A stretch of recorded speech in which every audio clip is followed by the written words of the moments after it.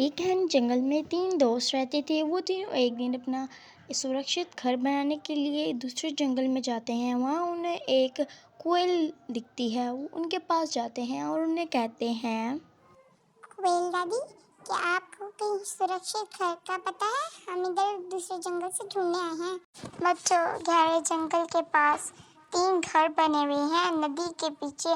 تم لوگ وہاں جاؤ، اور اس کے پیچھے تین گھر ہیں، وہاں جا کے تم لوگ رہ سکتے ہو، چلے جاؤ۔ واو، اب تو ہمیں اپنا گھر ملے گا، اپنا ذاتی گھر، اب ہم اسی میں رہیں گے۔ وہ تینوں دوست خوشی خوشی جاتے ہیں اور دیکھتے ہیں کہ وہاں پر تو دو درختوں پر ہرے بھرے ہوتے ہیں، مگر ایک درخت سوکھا ہوا ہوتا ہے۔ وہ اداس ہوتے ہیں۔ یہ سیب والا گھر میں ہی لوں گا دیکھتا ہے، اور میں تو یہی والا لوں گا۔ تم دونوں نے تو پھلوں والا گھر لیا ہے، مجھے بھی پھلوں والا گھر چاہیے۔ نہیں نہیں، میں تو اپنا درخت کسی کو بھی نہیں دوں گا، جاؤ یہاں سے۔ وہ بیچاری سوکھے درخت والا گھر لے لیتی ہے۔ کوے بھی اپنے سیب کھا رہا تھا اور کبوتر بھی اپنی چیری کھا رہا تھا کہ چڑیا اس کے پاس جاتی ہے اور کہتی ہے، کوے کوے، مجھے بھی دے دو، بھوک لگی ہے۔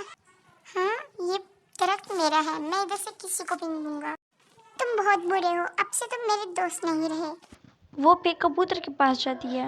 کبوتر کبوتر، کیا مجھے تم کچھ کھانے کو دو گے؟ اسی طرح وہ دونوں سے پوچھتی ہے، مگر دونوں ہی اسے دینے سے انکار کرتے ہیں۔ وہ واپس ناراض ہو کر جاتی ہے اور کھڑی ہوتی ہے۔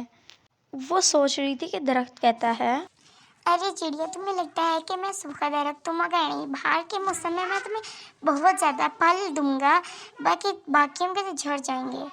کیا سچ میں؟ میں جانتی تھی کہ مجھے اپنے صبر کا پھل ضرور ملے گا۔ اس دن سے چڑیا اپنے درخت کو پانی دینا شروع کر دیا اس نے، اور کوا اور کبوتر اس پر ہنستے تھے کہ یہ سوکھے درخت پہ پانی دیتی ہے۔ وہ دونوں اس کا مذاق اڑاتے تھے۔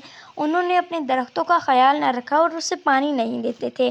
کچھ دنوں کے بعد ان کے پھل آہستہ آہستہ ختم ہونے لگے اور ان کے درخت بھی مرجھانے لگے۔ کچھ دنوں کے بعد لکڑہارا بھی جنگل میں آتا ہے۔ کوے کوے، کیا تم مجھے درخت کاٹنے دو گے؟ اس کے بدلے میں تمہیں کچھ دوں گا۔ ہاں، ویسے بھی یہ درخت خراب ہے، اور اس کے بدلے تم مجھے کچھ کھانا دو۔ وہ اسے کھانا دیتے ہیں اور ساری لکڑیاں کاٹ کے وہاں سے چلا جاتا ہے۔ پھر کچھ دنوں کے بعد ان کی صرف جھونپڑیاں ہی بچتی ہیں۔ وہ لوگ سوچتے ہیں کہ اب ہمارا کھانا کہاں سے آئے گا، سارے درخت تو کاٹ دیے ہیں۔ وہ لوگ اسی ٹینشن میں آپس میں باتیں کرنے لگتے ہیں، اور کوا کہتا ہے، اب ہم کیا کریں، اب ہم کیا کریں۔ اس دن سے وہ دونوں بہت ہی اداس رہنے لگتے ہیں۔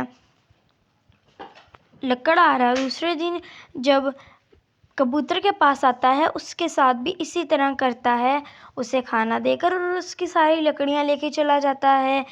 چڑیا اپنے گھر کو مضبوط کرنے کے لیے بہت ہی محنت کر رہی تھی۔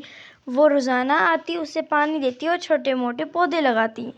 اب تم مجھے روزانہ پانی دیتی ہو، کسی نہ کسی دن تو تمہیں محنت کا سا پھل ملے گا۔ آہستہ آہستہ کچھ دنوں کے بعد کبوتر کے پاس اور کوے کے پاس کھانا ختم ہونے لگا، اور بہار کا موسم بھی آنے لگا، اور چڑیا کے جو درخت پہ پھل آنے لگے اور اس پہ چھوٹی چھوٹی کلیاں بھی لہرانے لگیں، اور وہ کہنے لگی، دیکھو دیکھو، میرا بھی پیڑ ہرا بھرا ہو رہا ہے۔ تم نے صبر کیا، تمہیں اپنے صبر کا پھل مل چکا ہے، اب کھا لو۔ کبوتر اور کوا پورا دن پھرتے ہیں، مگر انہیں کہیں پر بھی کھانا نہیں ملتا۔